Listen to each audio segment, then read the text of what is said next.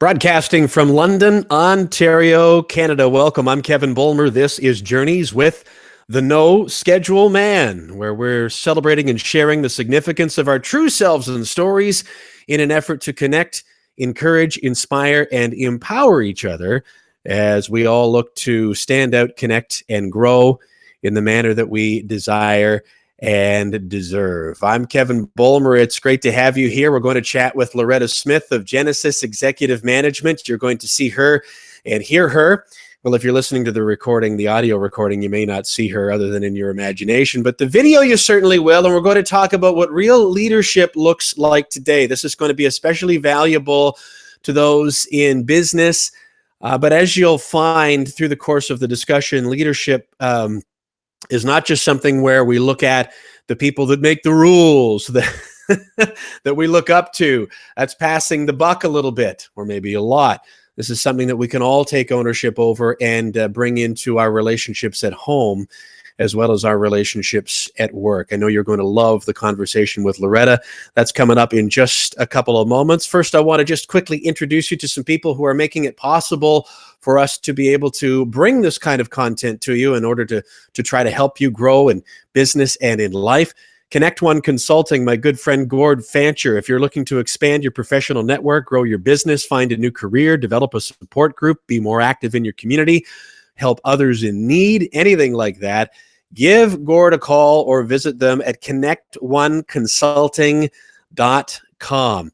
Diamond, Gold, and Treasures. Boy, if you want to have a look at somebody who's really pushing herself out of her comfort zone and learning how to build a personal brand and how to market herself and build relationships to feed her business in just a really genuine and interesting way, I encourage you to have a look at what Laura is doing with her business, Diamond, Gold, and Treasures. Some of the finest jewelry in the area in London, Ontario, offering also jewelry repair, custom design, and layaway. Diamondsgold.com, and diamonds with a Z or a Z, depending on how you speak it and say it and write it. I guess it's a Z or a Z, no matter how you write it, but wherever you are around the world. Laura, thank you for your support from Diamond and Gold Treasures. Provincial Glass and Mirror Limited is a professional full-service glass company owned and operated in southwestern Ontario. Brett Lucier, who is sometimes known as 50-50, is the guy behind that. Give him a call. Ask him why they called him 50-50. He's a great example of somebody who started at the lowest rung of the ladder and worked himself all the way up to owning the company. Really inspiring story, and I look forward to having Brett join us on this podcast at some time in the not-too-distant future. Provincialglass.com is where you can find out more about them. And Trickett Financial, Carol Trickett, what a wonderful person, helping people with insurance and investments for Canadians and newcomers to Canada.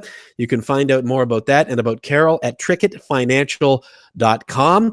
And then we have Mo Mondays London, the inspirational event series where we get people together one time a month on a Monday to connect, encourage, inspire, and empower, hosted by yours truly. You can find out more about our upcoming events and events that we've had in the past, and maybe you'd like to join us and speak at one of these events, and we would love to have you do that as well. momondays.com/London is where you can find out more about that. Our guest today, Loretta Smith of Genesis Executive Management, actually joined me at Mo Mondays London in April of this year of 2019, and also has been on this podcast before. Episode 64 is a really good listen where you're going to have the opportunity to hear a lot about Loretta's backstory and character and why I absolutely love her so much and asked her back. So maybe make a note of that, or when you visit the website at noschedulemanpodcast.com, look for episode 64. Look for Loretta at genesis-em.com to learn more about Genesis Executive Management and about Loretta. But I think you're going to get a really good feel for her now as she joins us. Loretta, I'm interested to know, typically, if there even is such a thing, about how much time does it take when you go into a business, as a consultant, at looking at the leadership, around how much time does it take for you to really kind of have an intuitive feel for what kind of leadership you're going to be dealing with there?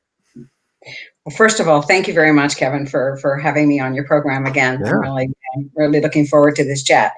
So it really, it takes an awful lot of watching. Like literally, you watch the audience, you watch the group, you watch the interaction between them. You see how they're speaking to each other and how they're listening to each other, which is most important. It normally does not take that long to actually see the lay of the land, is what I call it, and get a really good feel for who might be the assertive individuals, who might be the quiet individuals, who's going to step up and lead, and who likes to be the follower, because you have to be a follower. You have to have followers to be a leader. But it typically doesn't take a long time. Usually I get a debrief from the CEO or from the person who's actually asking me to come in and assess the team. But watching them in action gives you an awful lot of insights. You mentioned about that you've got to observe a little bit, but that I'm paraphrasing here, but that it really doesn't take all that long to get a feel. I'm wondering if you've ever come across a time where you had an initial feel that after you spent more time turned out to be maybe there were more layers there than you thought at first.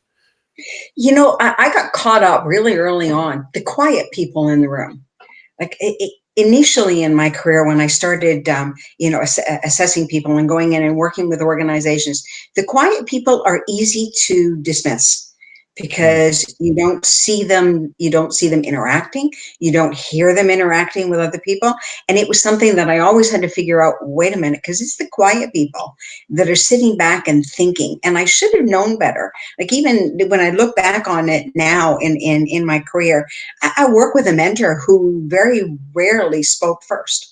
Whenever discussions were going through and we were going through difficult conversations, he very rarely spoke.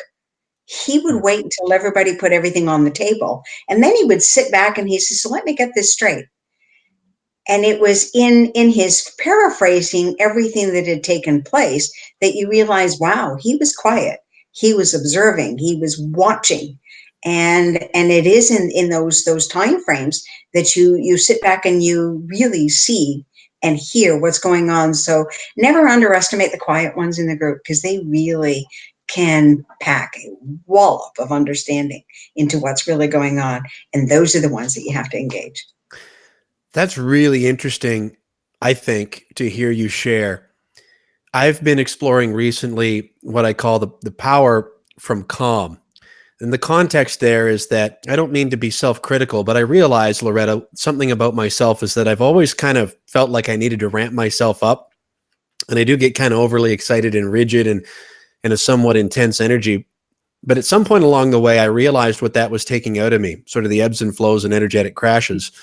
And more to the point, came to understand that the people that I feel most comfortable around and that I really respect, and one leader that I worked with and for earlier in my career was always calm, almost unflappable, it seemed like. I don't know what he did on his own time when we weren't watching, but it didn't matter what happened. He was the calm at the center of the storm, it seemed like. And yet, I wonder if so many of us have an idea of leadership, executive, CEO, manager, as this sort of bombastic, larger than life, I have an immediate solution for everything kind of archetype that we need to be. So it's interesting to hear you share that introspective kind of quiet can be a very powerful place to come from. Are you seeing more of that these days? The quiet ones, yes, I'm seeing that people are pulling them out.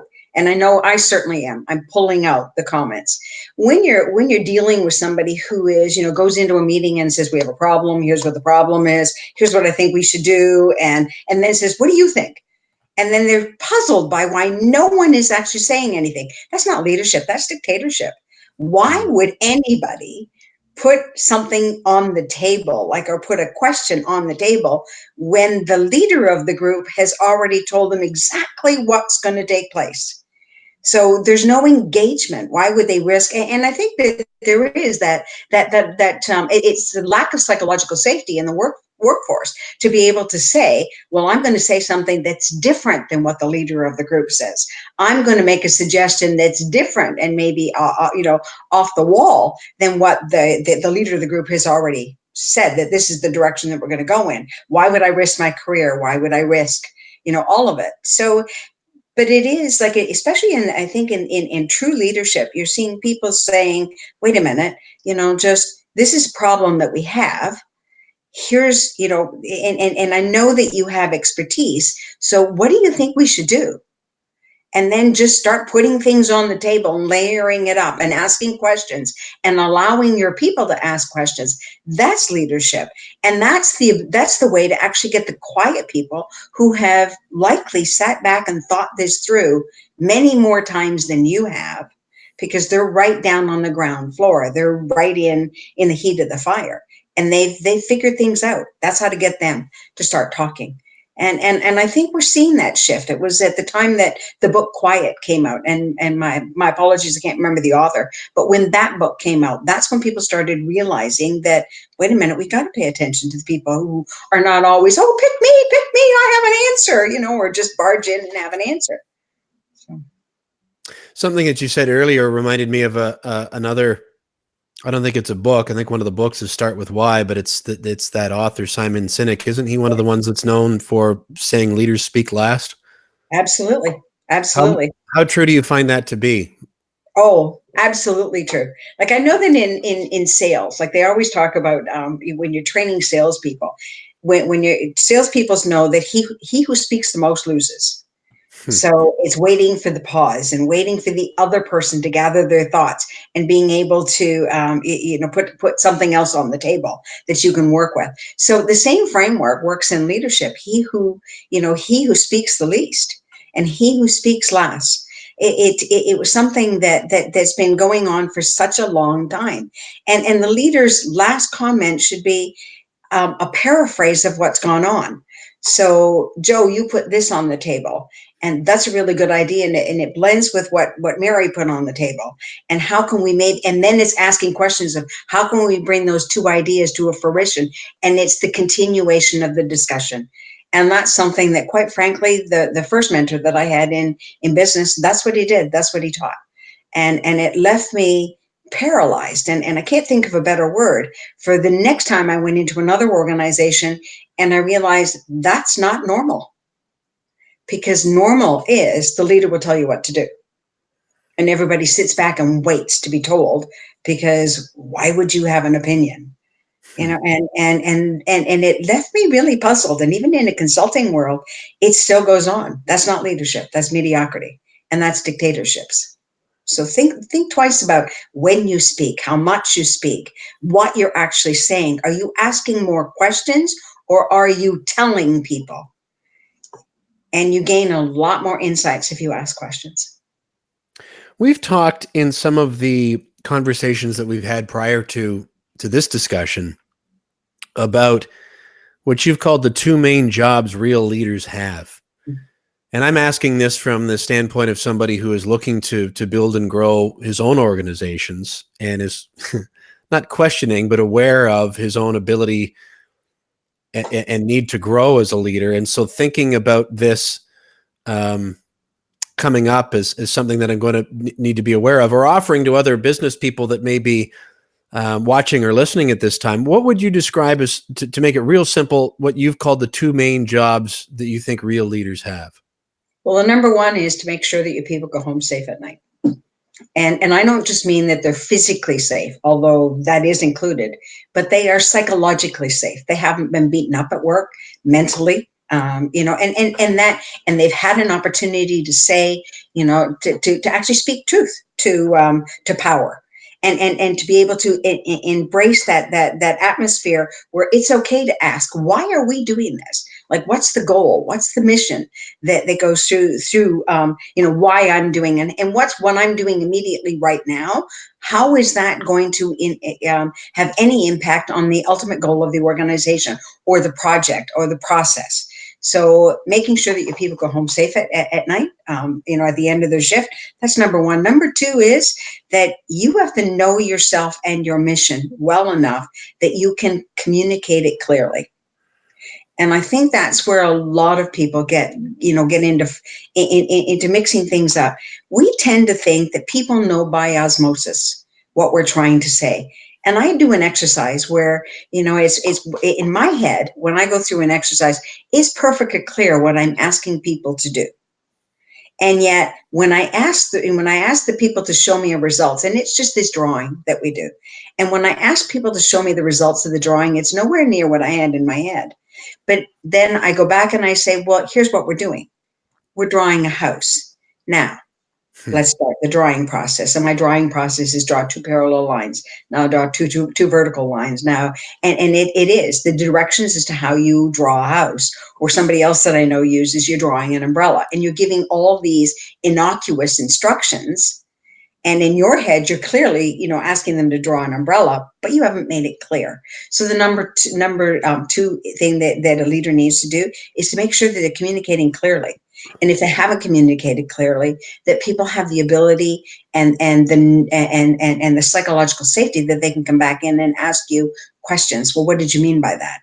And I didn't understand what that, I didn't understand what that meant. How does this apply to what I'm doing? And have you thought of? Like even to tell a leader, have you thought of, because there might be a better way. Those are the two things that I think that a leader needs to know. If I was adding in anything else, I've always fallen into principles of leadership, and the number one principles of leadership is you've got to know who you are. If you're not comfortable in your own skin, then how the heck are you going to be able to lead other people? Because that means if you're not comfortable in your skin, you can't lead you. So if you can't lead you, you are going to have a really hard time leading other people. And people will see through that. They'll see through that facade, and they don't want to follow you.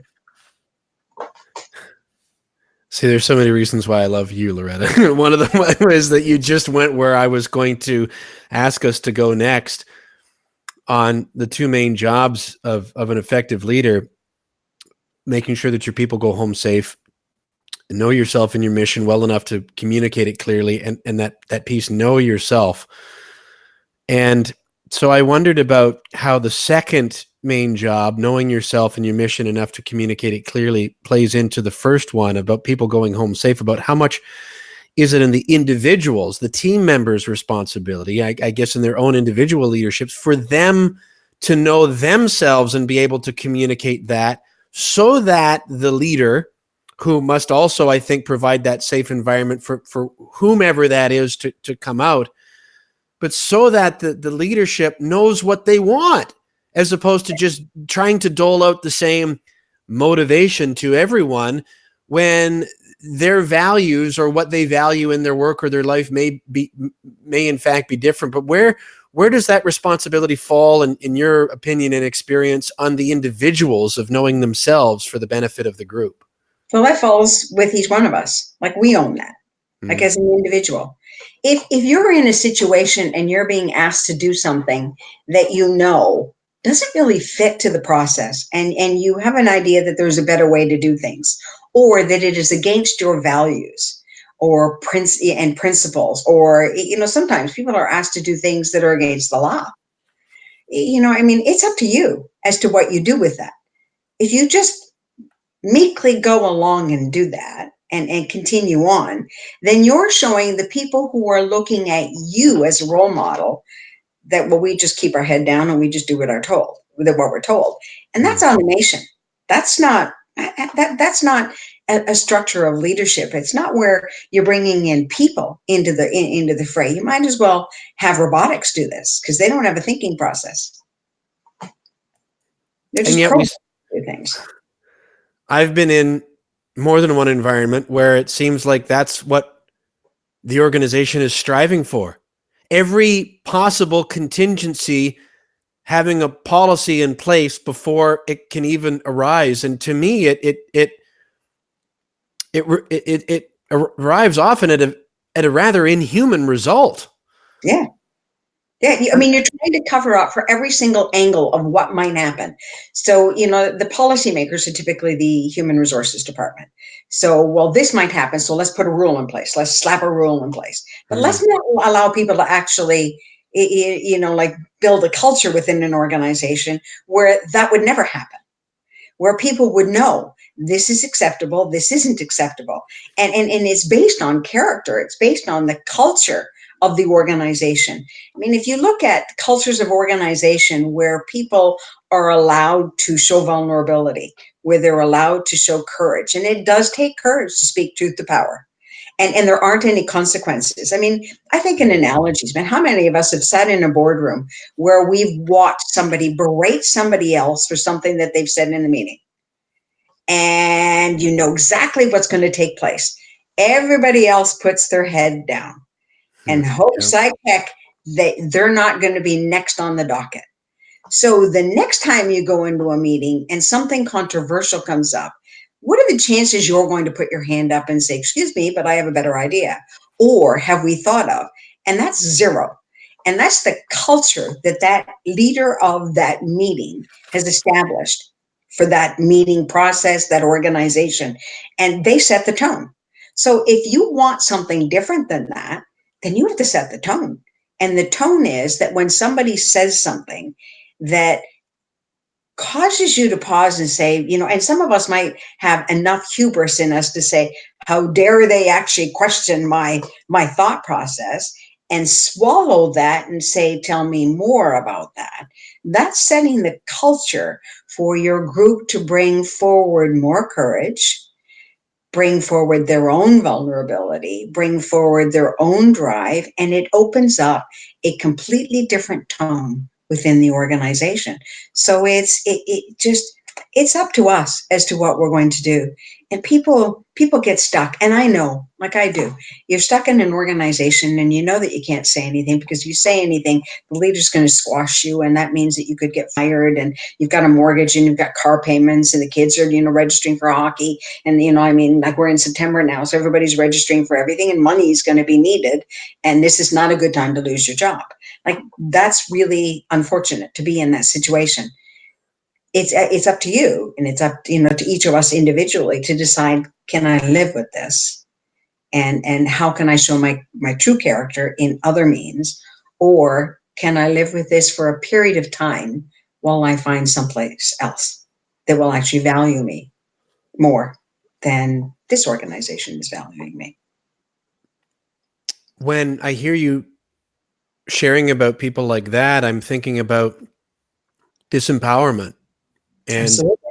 and when the back to what you shared a few minutes ago about providing people a space to, you know, to go home feeling safe at night. And I think a key part, maybe the biggest part, one of the biggest parts of that is not only feeling safe to speak up, but feeling as though what they speak up about matters. Because if they don't feel that it does, well, now you're disempowered. And that's where I feel like apathy sets Mhm. in.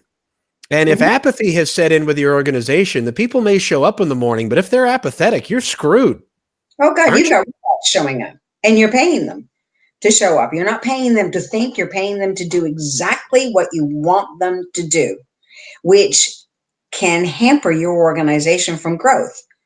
I mean, everybody talks about innovation, and we talk about innovation, but nobody actually allows innovation to come through, Hmm. because innovation means that you've got to be able to listen more than you talk.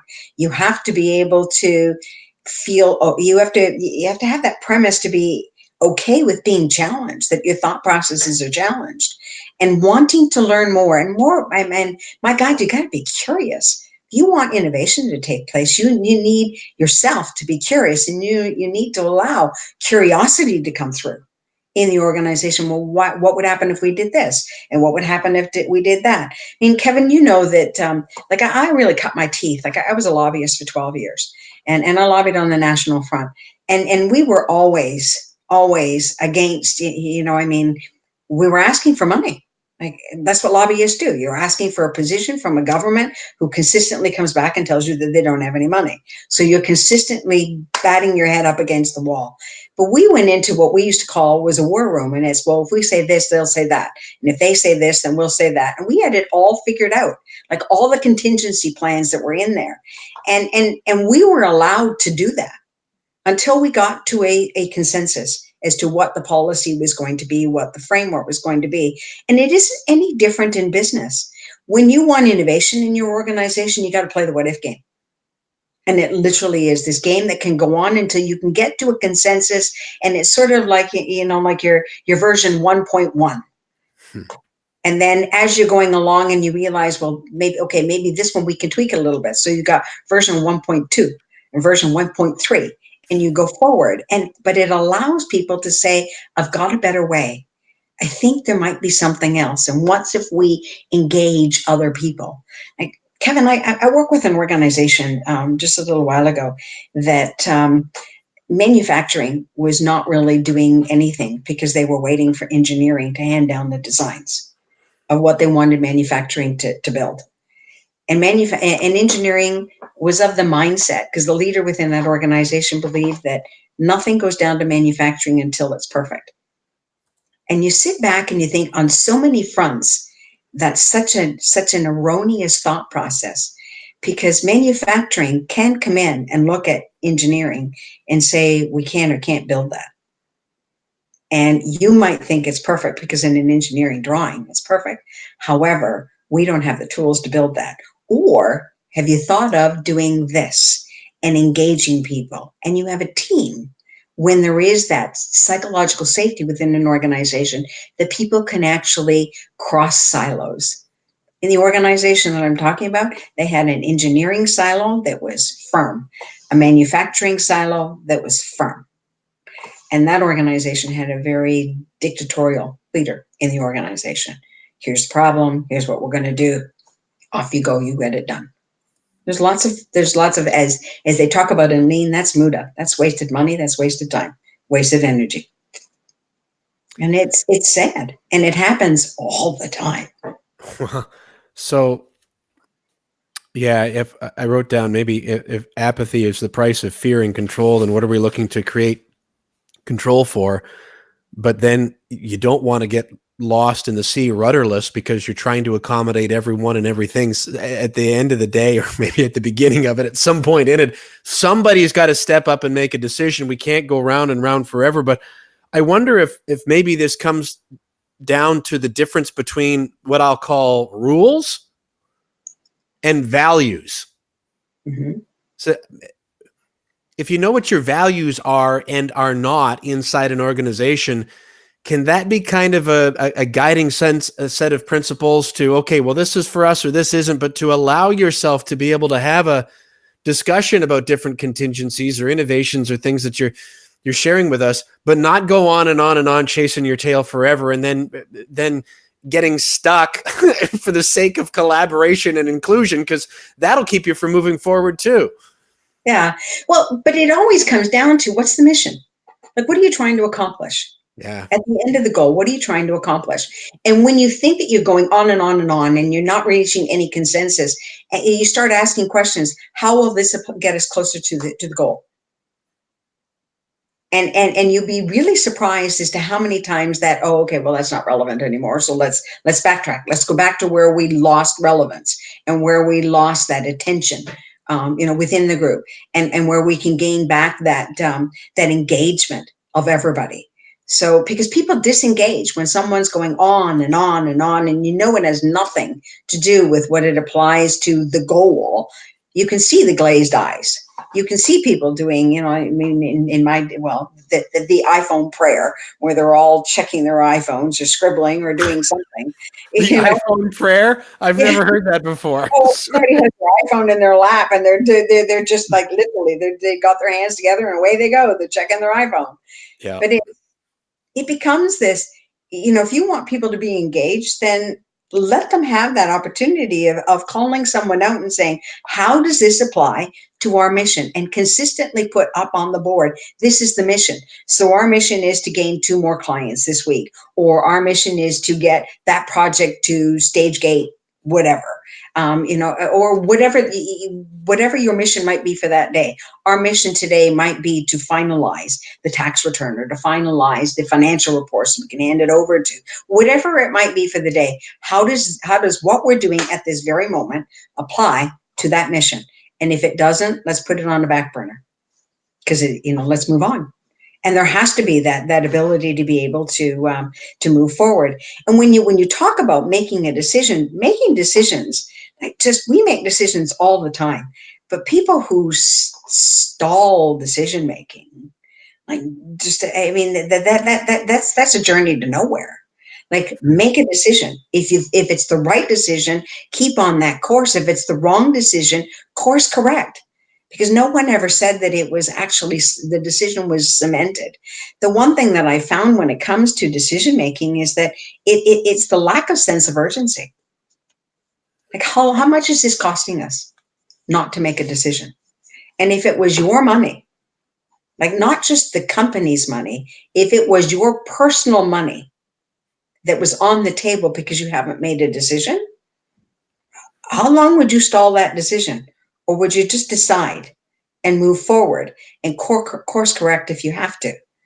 But decision making falls back into judgment, and judgment falls back into clearly understanding what the mission is. And you can't judge where you are towards the mission if you don't really understand what the mission is. And then that all falls back into your own personal ownership for knowing exactly what you're expected to do and how it blends with what the mission is. So it's all interconnected. You got to know what you're there for. Yeah, and to Simon Sinek, you have to know your why. Why are you there? Why are we doing this? Why am I part of this team? You got to know your why. One of the people that I've had on this podcast actually was within weeks of the time that we connected for the first time, Loretta, in the 64th episode, Jim Estel from Danby Appliances, who has received some acclaim for his humanitarian efforts and the kind of culture that he runs. And I always remembered what he said. We have mission statements, which in a lot of cases are words on a wall, and policies and procedures and layers and layers and layers. And his culture was based on one phrase: do the right thing. Absolutely. And then people would come to him, well, what about in this situation when this customer is this? And he would challenge, do the right thing. And challenge people to, right. And he would say to me, the thing about that, Kevin, is that do the right thing scales. And if you have been confronted with a situation and you've really searched inside yourself and you've done your best to really understand this situation and communicate clearly with the other party, and you've made every effort to do what you really feel in that moment is the right thing, and there still is maybe a displeasing result that comes back from that, that's something that we can come and have a discussion about. But if it's just, this is something else you and I have talked about, well, there's black and there's white, and this piece of paper in my employee manual says this one's black, so sorry, there's nothing I can do. That's disempowerment, that's apathy, and that's a cancer in your organization, isn't it? Yeah, absolutely. I mean, I've always hated that term. There's nothing I can do. Oh. And you just kind of like, wow, how many of us have people that are working for us in their organization where that's exactly where you've left them? So that, and whether it's with a customer that they're saying that to, an internal or external customer that they're saying that to, whether or not it's an individual that they've worked with, a peer or a subordinate or a superior. I mean, how much more disempowering can a statement be than to say there's nothing more than I can do? I can't help you. Wow. Like, let's just walk on by. That's not, so there's always something that you can do. And sometimes the answer has to be no. Like, I know that, for example, years and years ago, I went up to one of the individuals that I was working with and asked for a raise. And this is way back in my career when I was in my early 20s. And I was told there's nothing I can do. Okay. Because it was policy. And I do believe that there are some times that there really isn't anything further, but there's always something that someone can do. It's not always money that is the case point that people want. It's the appreciation, it's the value that somebody can bring. But to be told that there's nothing that we can do, then that's just setting a scale for disengagement, for apathy, for disempowerment, to just sort of, and if somebody said it to you, how quickly can you say it to somebody else? Rather than actually own something, rather than actually do something about something. You say, well, it's just easy. It's an easy way out to say, well, there's nothing more I can do. Can't help you. It's giving all your power away. It's as true in personal conversation and relationships as it is in a work environment. Absolutely. Yeah. And you're just, if there's nothing I can do about whatever situation that it is, then you've automatically positioned yourself as a victim. Yeah. Yeah. And you either take on a problem, so you own it, or you take on a victimhood. And I mean, just there's a triangle that I use a lot when I'm doing training. It's the victim, villain, hero triangle. So in the situation where somebody is asking you for some help and you tell them that you can't do anything, the person who is asking for help, that's the victim. And they're hoping that you're going to be a hero by fixing something up for you. And instead, what they've done is they've become the villain. Well, so-and-so said that they couldn't do anything. I think they could have done something, but they didn't. So now you're going to characterize that individual as the villain, right? So you're still looking for a hero. And when I use that triangle scenario, there really aren't any one of those positions. None. Because if you position yourself as a victim, then you will be a victim, period. And there are no heroes other than yourself. If you want something done, you take it on yourself. You become the individual that actually owns it. So we have to take responsibility for what we gain and for the decisions that we make and for the things that we ask for and what we achieve and what we don't achieve when somebody tells us that there's nothing more that I can do. If you want to be a victim, then you just sit back and you say, okay, well, that's it. I can't do anything more. Or you decide to take your own power and do something about it. Whether it's, and sometimes it's deciding this isn't the organization for me because nobody will take anything on. When we keep talking about there's a war for talent, well, we don't treat people well. We tell them that there's nothing that we can do. We tell them to sit down and do what they're told. We tell them not to think. We don't allow them to have critical thoughts to question. And yet we just these same leaders that act that way, that set that tone, will say, well, my people are my most important assets. Really? You're not treating them that way. I find myself wanting to come back to some of the other principles of leadership. You mentioned one, you've got to know who you are, or number one. And I'm seeing how those two main questions, the two main jobs for what I'll call effective leaders, how this all just keeps tying back into that. And for anyone who's just joining us, number one is providing a place for people to go home safe, or making sure that people go home safe and what that means. And to know yourself and mission well enough to communicate it clearly.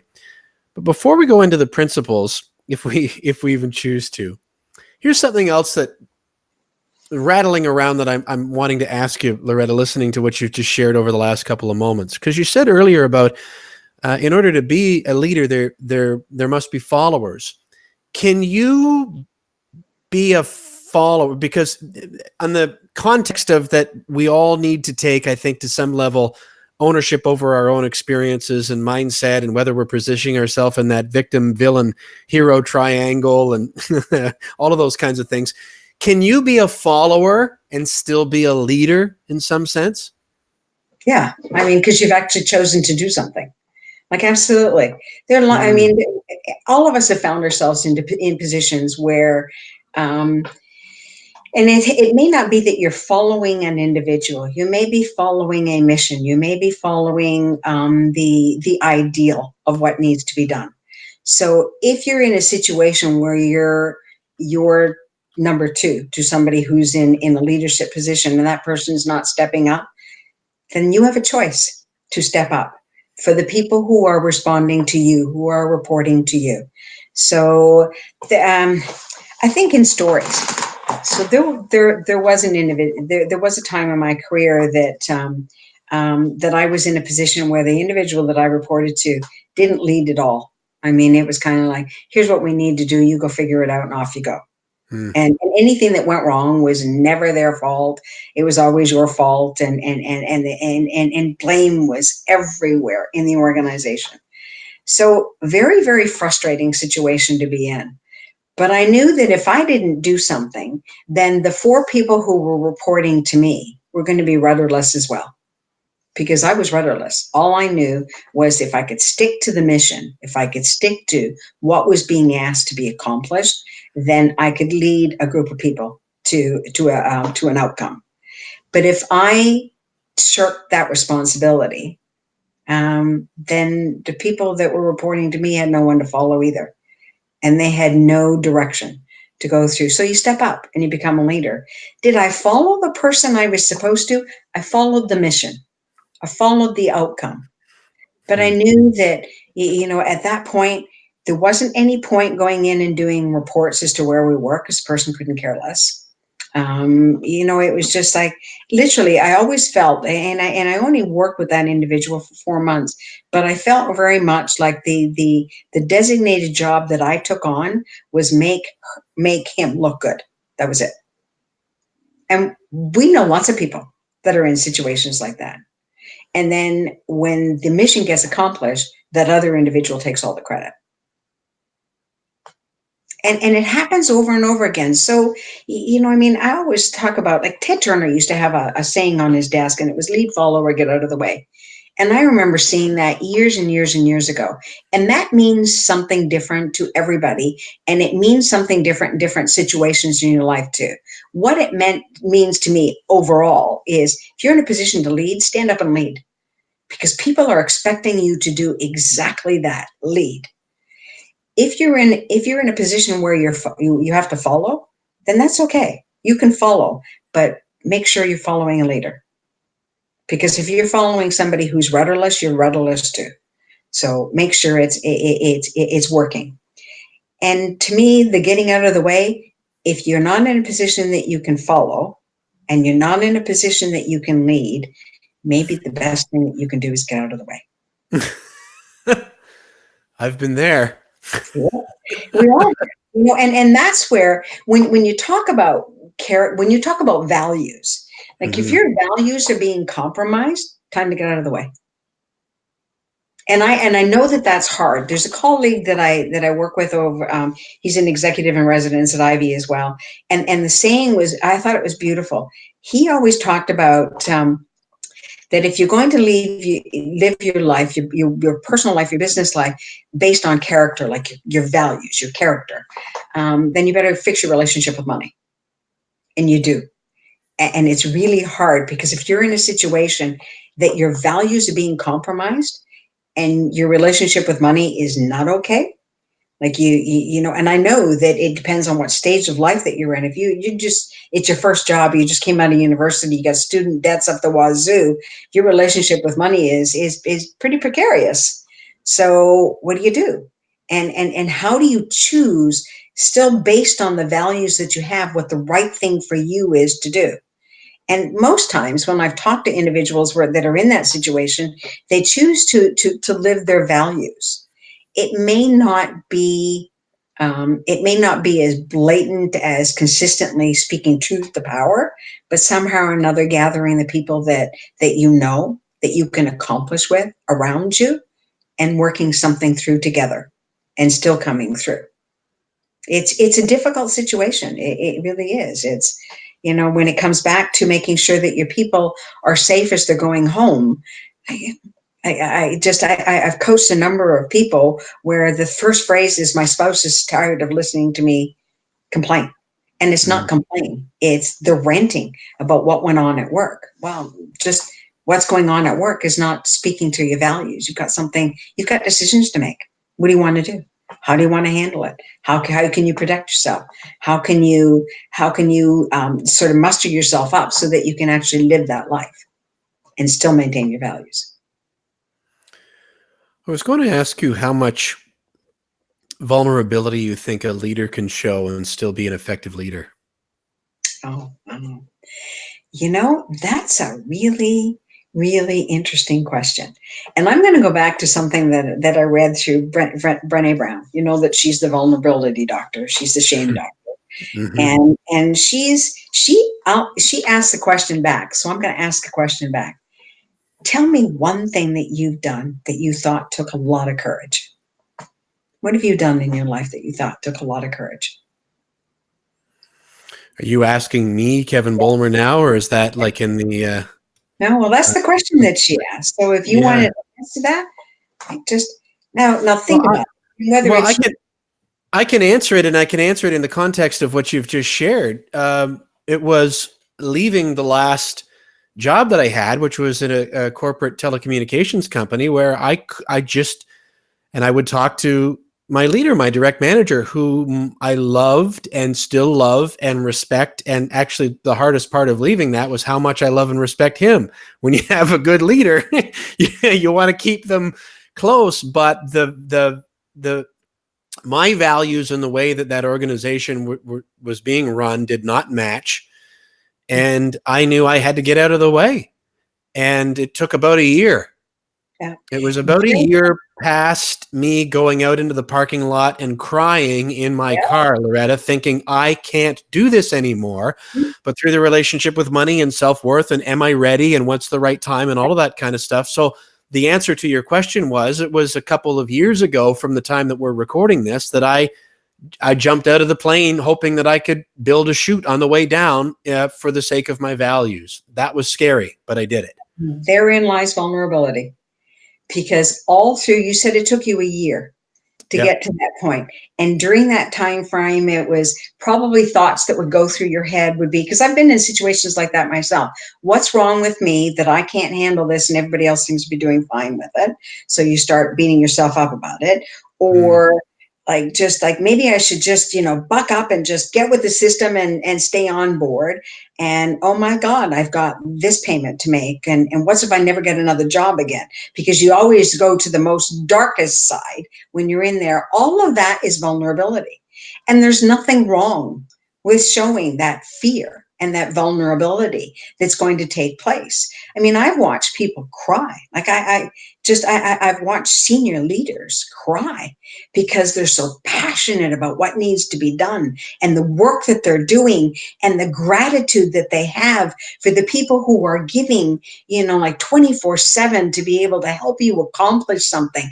That's all vulnerability. And I would rather be with somebody who's actually showing that humanity, that humaneness, that things could get shitty, and tell you, and it's okay to get frustrated, and whether or not you start having those self-doubts, but to have that person beside me and saying, we can get over it.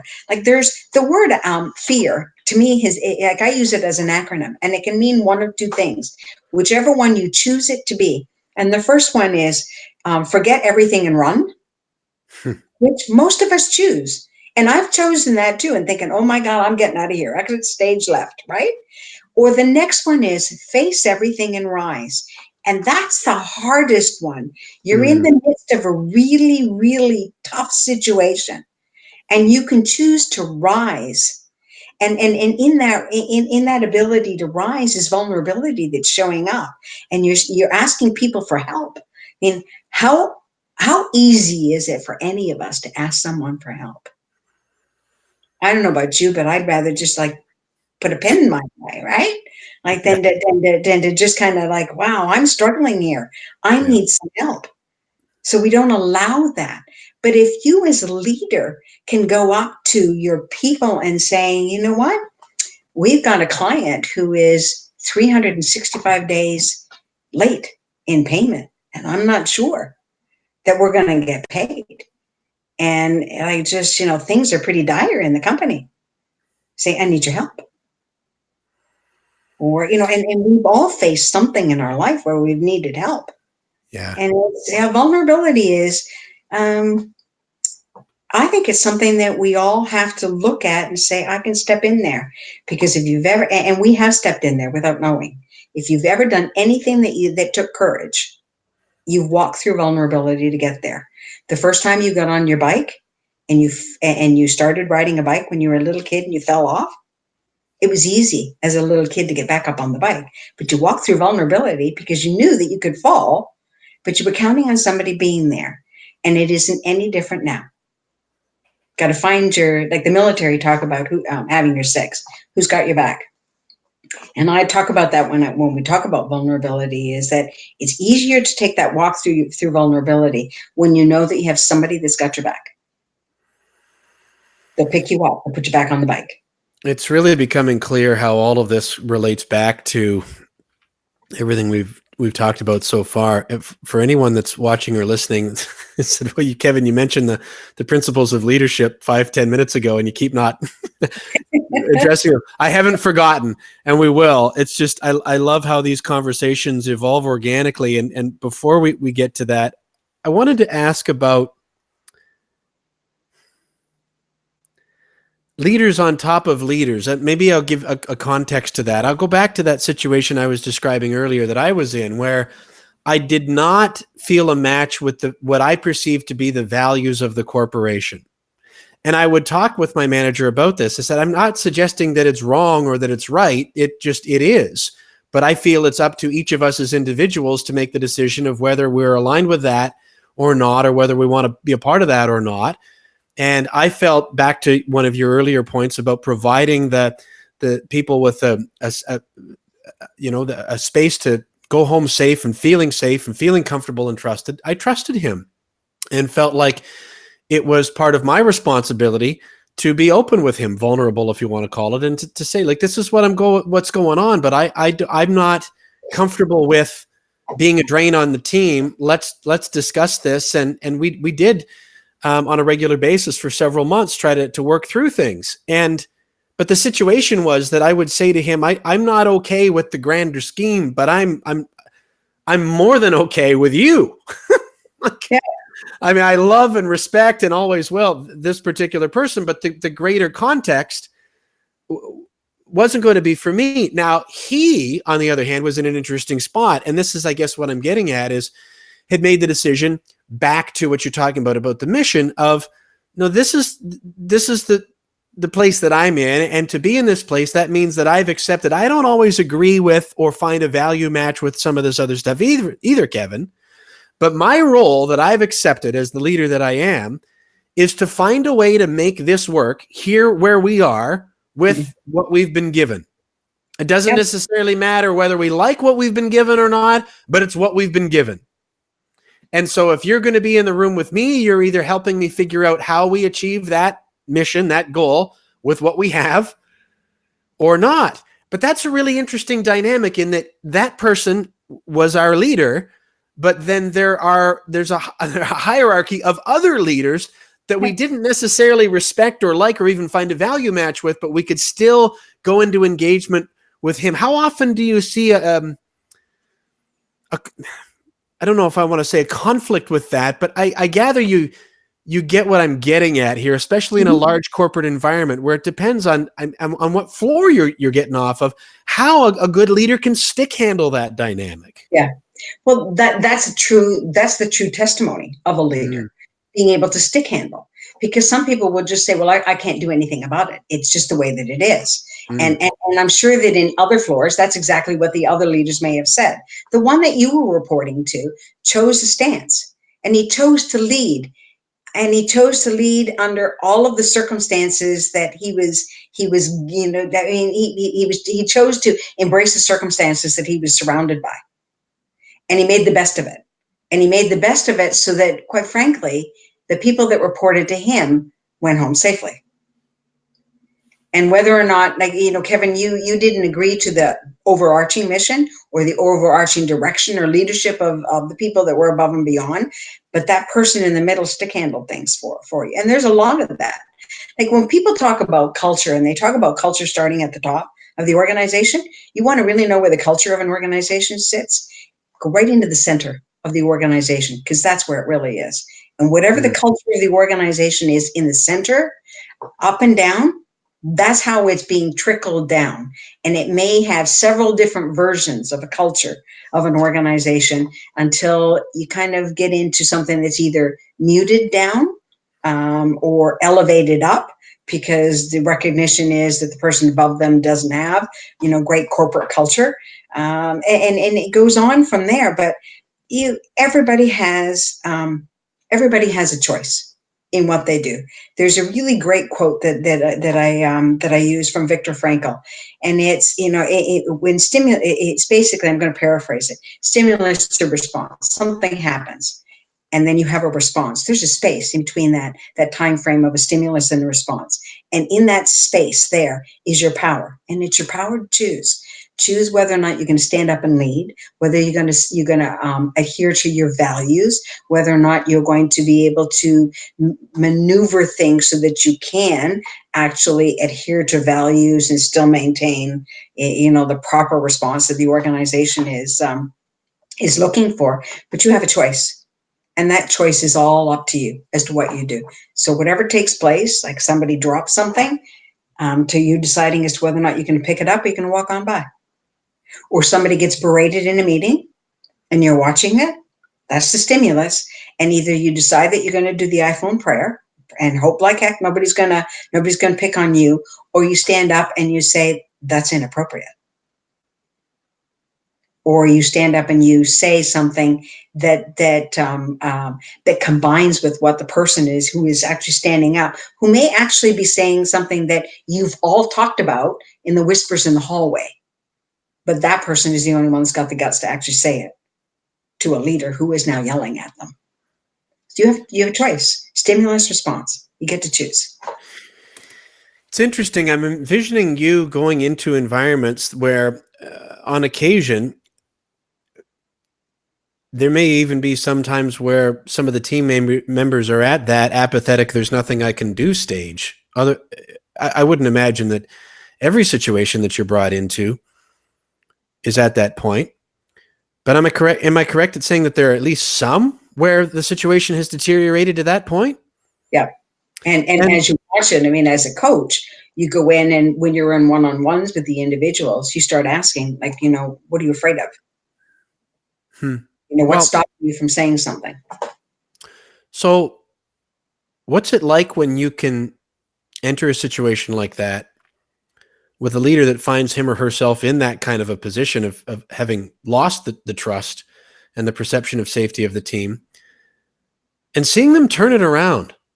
What does that take personally for someone to do that? Oh, lots of vulnerability, lots of self-awareness, lots of, personal checks. Sometimes when I'm working with individuals that need to turn it around, then I've asked them to find somebody in their organization that they know will have their back and give them a signal. Like if you're going to start, like I work with somebody who had a habit of screaming at people in a meeting, and he had one person in his room, in the meeting room, that would do something. Like she would actually just she would twirl her hair, and that was his signal that you're out of line, and he would pull it back. But it takes a tremendous amount of strength and a tremendous amount of wherewithal to be able to do it, and courage. I mean, talk about the humanity and the humility, where a leader will go in and say, "Whoops, okay, that's not the best way to do things. My bad. I've done something wrong," and you move forward. And there are other people that, quite frankly, Kevin, they're never going to grow up enough to be able to realize. Like I've had one-on-ones with CEOs that it's not going to move. Like it just isn't. So just and when they get to the point that they realize it's the needle's not going to move, like I'm not going to change. This is who I am. I don't know how to change. Then you start talking about putting tools in place that will allow. Like if you're not the person that can go into an operations meeting, let's say, and not lose your cool, then maybe you better leave the operations meeting to your chief operating officer. And if you want to rail at somebody, you get a chief operating officer that's going to be able to withstand that, and that you've got enough respect for, that you're going to listen to what they say. It's got to get out of the way, right? There are a number of things from the book that I'm sure you've read years ago. It was one of my favorites, Good to Great, Jim Collins and his team. And I'm thinking about, there are three things, one of them being that it's your responsibility to confront what they would call the brutal facts of reality. Without opinion, but just what are the rules of engagement here? What do we have to work with? And that there comes a time where you're either on the bus or you're not. Yep. And if you're not, like, we wish you well, but the bus has to move forward. And that along those lines, that letting the wrong people hang around is unfair to all the right people. Absolutely. Absolutely. And as a leader, that is your responsibility. And it comes back to, again, that number one rule of making sure that your people go home safe. Because if you've got somebody on the bus that is not pulling their weight, then you're telling everybody else that you have to pull extra weight because I am not courageous enough to take care of this problem that I have. So you have to step up and cover for me. That does not a leader make. Own up to the situation. You've got an underperformer. You either train them up or you train them out. Or what about when you have somebody that is a stellar performer in terms of balance sheets and budgets and financial statements, but in every other capacity is a cancer to the team? That's a tough one too, isn't it? Absolutely. Well, maybe tough one in terms of humanity, but in terms of what you probably should do in that situation. Sorry to cut you off. Please continue. I mean, it's perfect. It comes back to what you put up, that I actually asked the audience. I mean, how many of you ever worked for an AOL? Like, just, like, there is a book out there written by a Stanford professor, and it's called The No Assholes Rule. And there are lots of situations where you've got a brilliant, brilliant individual who is competent, per excellence, and yet they treat everyone around them like they're nothing. Well, you've got a cancer in your organization. You really do. You either deal with it, you isolate it, or you get rid of it. And you let everybody else flourish. But ignoring it and letting that attitude and that culture flourish, like, you're going to have more than one of them in your organization, because everybody's going to be treating everybody like crap. And you're not letting your people go home safe, because you know that the people who are caught in this are going home and venting to their significant others. And that's not a safe environment.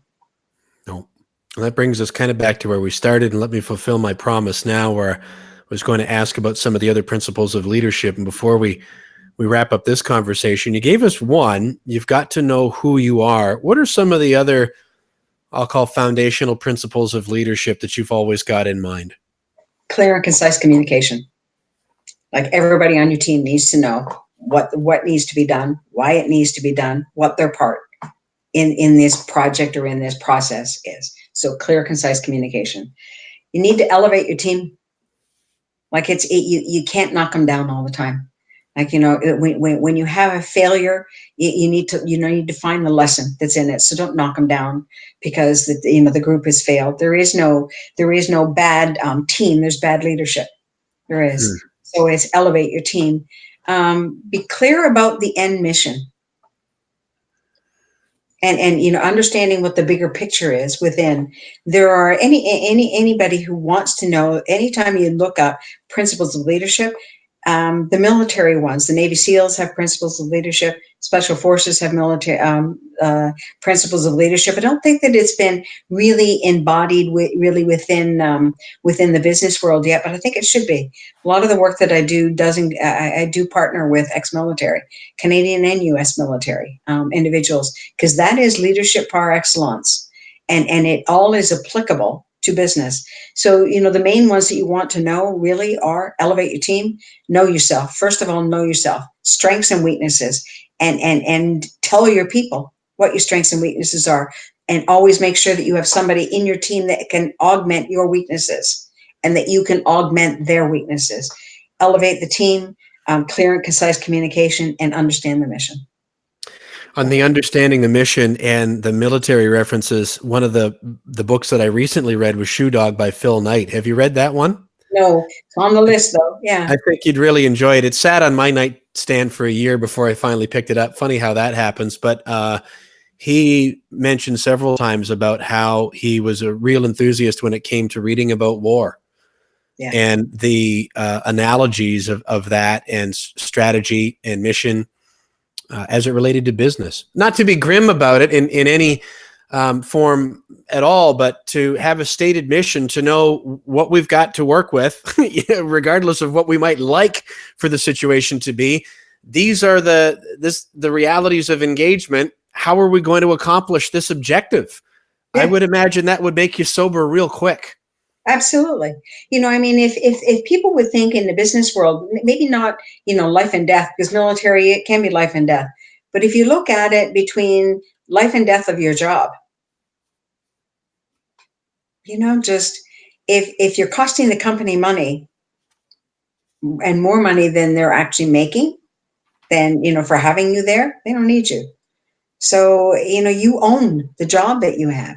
You own that it needs to be part of a bigger thing. You own that it has to provide more to the organization than the organization is providing to you. You need to be able to step up and be able to provide that safe work environment for the team to be able to get to get the mission accomplished. You need to be able to step up and say, I'm leading.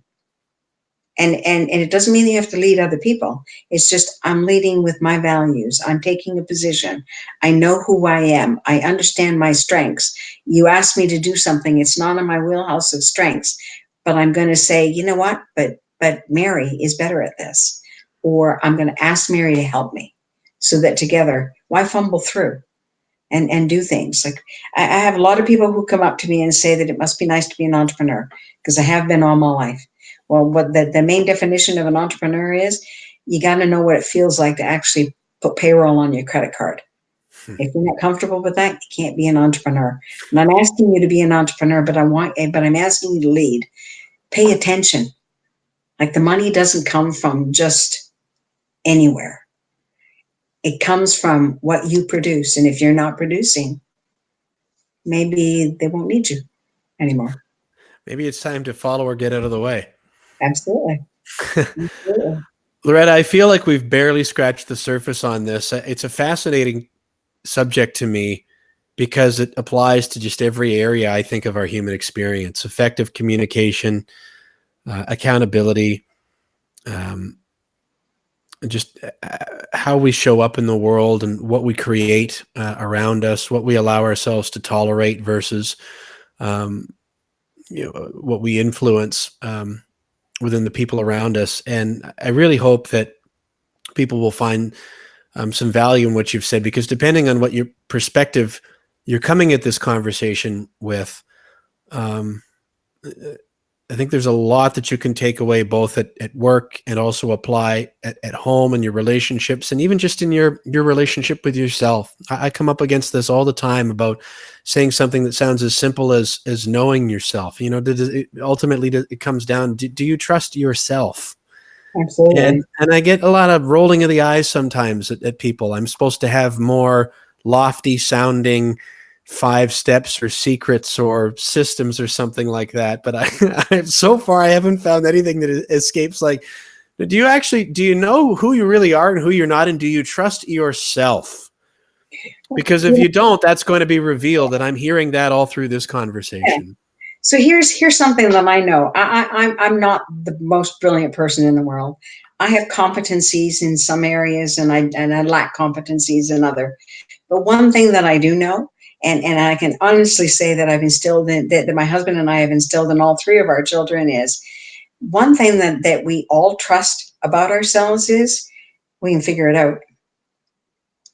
And I mean, and I know that if I'm falling, if I'm faltering, if I'm not on the right path, before I hit rock bottom, I'm going to have it figured out, and I'm going to start going back up again. So it comes back to face everything and rise.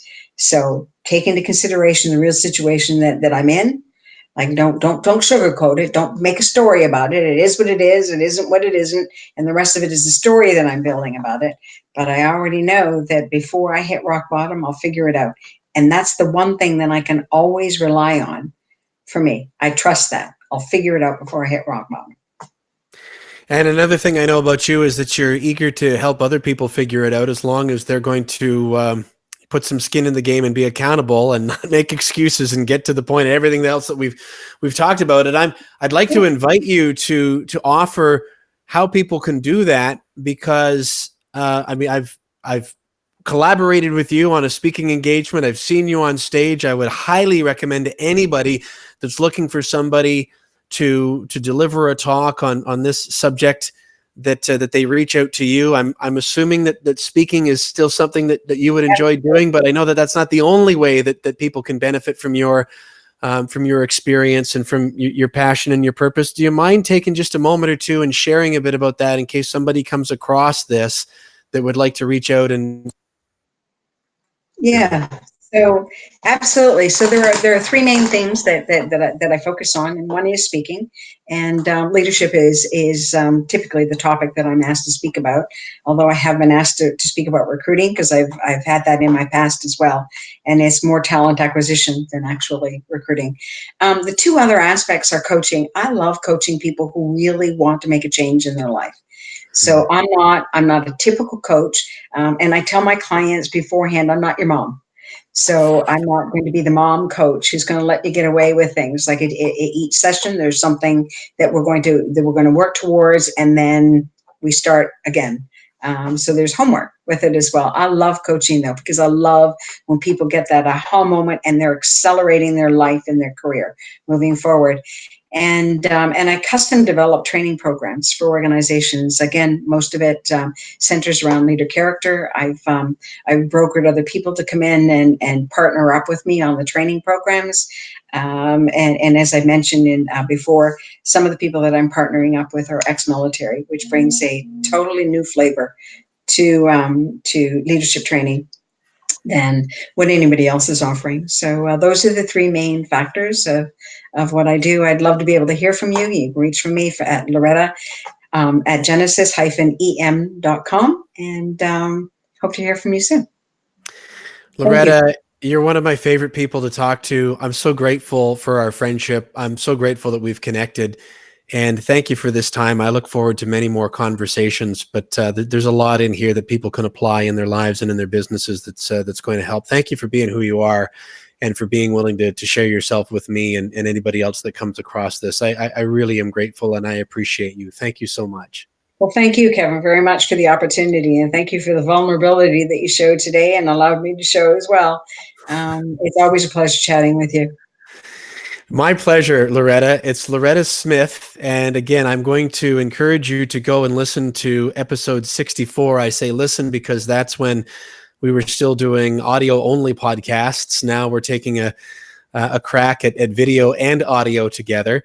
And so far, so good. I'm really enjoying being able to look our guests in the eye and share them with you as well, so we can mix the body language in. But episode 64 at noschedulmanpodcast.com, you're going to get a great feel for more of Loretta's background and her story, and what has gone into shaping her into the person that she is, that she just shared with you.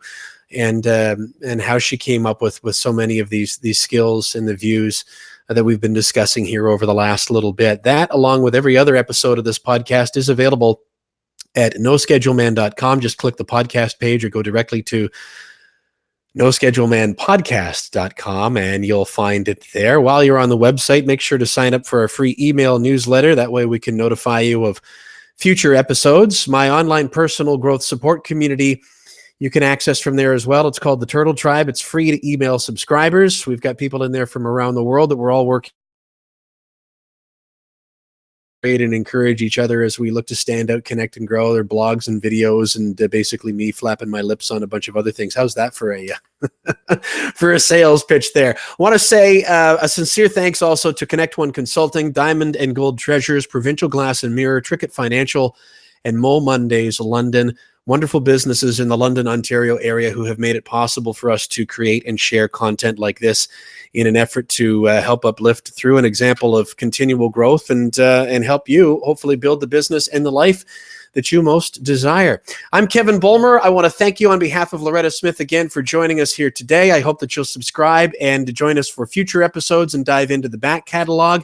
Until next time, just remember, you won't find your treasure by following someone else's map. Be the leader in your own story. Thanks again for joining us. We'll see you next time.